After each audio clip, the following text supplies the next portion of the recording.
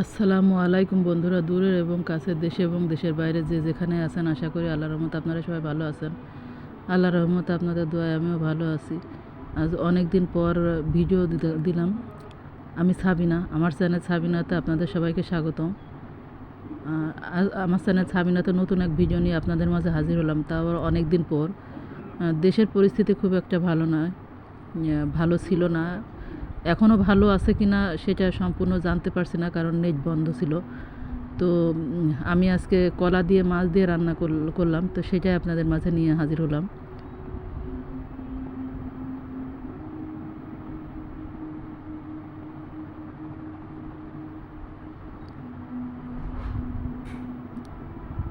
এখানে আমার আম্মা রান্না করছে, কারণ আমার শরীরটা খুব একটা ভালো নাই। আজ 2 সপ্তাহ ধরে জ্বর ঠান্ডা সারছে না কোনো রকম। তো জ্বরটা কমেছে কিন্তু শরীর দুর্বলটা কমেনি। আর এই জন্য আমার আম্মা এসেছে আমার বাসায়, কারণ আমার একটু হেল্প করার জন্য। আমি দাঁড়ায় রান্না করতে পারছি না এবং কোনো কিছুই করতে পারছি না শরীর দুর্বলের কারণে।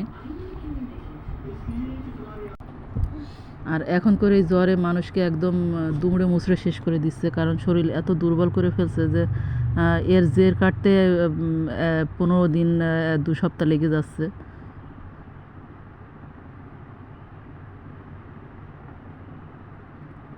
আর আমার শরীরে এমনি রক্ত কম, পরীক্ষা নিরীক্ষা করে দেখা গেছে। তো সেই কারণে আরও শরীরটা বেশি দুর্বল বলতে কি, ঘাড় ফেটে যাচ্ছে, ঘাড়টা আমি খাড়া করতে পারছি না। আর মাথার ভিতরে খুব যন্ত্রণা। তো ওষুধ চলছে, ওষুধ খাওয়ার পরে একটু কম মনে হচ্ছে। তো দেখা যাক কত দূর কী হয়, আল্লাহ রহমত করে, কত দূর আল্লাহ রহমত করে সেটা দেখা যাক। কারণ আল্লাহর উপরে কোনো কিছু নাই, আল্লাহই পারে একমাত্র আমাদেরকে সুস্থ রাখতে এবং ভালো রাখতে।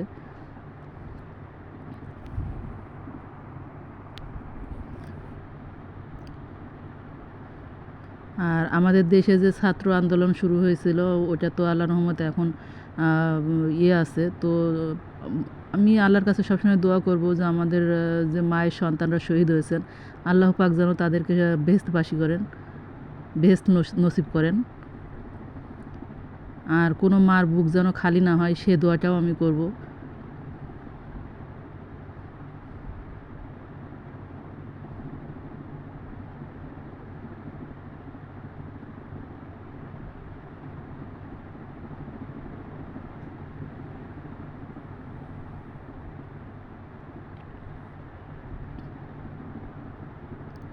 আর আমার ভিডিও যদি আপনাদের ভালো লাগে, তো আমার চ্যানেলটাকে সাবস্ক্রাইব করবেন, কমেন্ট করবেন এবং লাইক করবেন। আর পাশে থাকা বেল আইকনটা প্রেস করে দিবেন যেন নোটিফিকেশনটা সবার আগে পেয়ে যান। আর আমার কথায় যদি কোনো ভুল থাকে তা আপনারা ক্ষমা করে দিবেন, কারণ হয়তো আমি সঠিক জানিও না এবং জানতে পারিও নাই। কেউই জানতে পারে নাই, কারণ দেশের নেটটা বন্ধ ছিল, এখনও ঠিক মতো নেটটা চালু হয়নি। তো এই জন্য আমার ভুল ত্রুটি ক্ষমার দৃষ্টিতে দেখবেন। আর বেশি কিছু বলবো না, ভিডিওটা এখানেই রাখবো। আগামীকাল দেখা হবে নতুন এক ভিডিও নিয়ে। তো আপনারা ভালো থাকবেন, সুস্থ থাকবেন, আর আমার জন্য বেশি বেশি দোয়া করবেন। আর আমি সবার জন্যই দোয়া করি আল্লাহ পাকের কাছে, যেন সবাইকে ভালো রাখেন। তো আল্লাহ হাফেজ, আসসালামু আলাইকুম।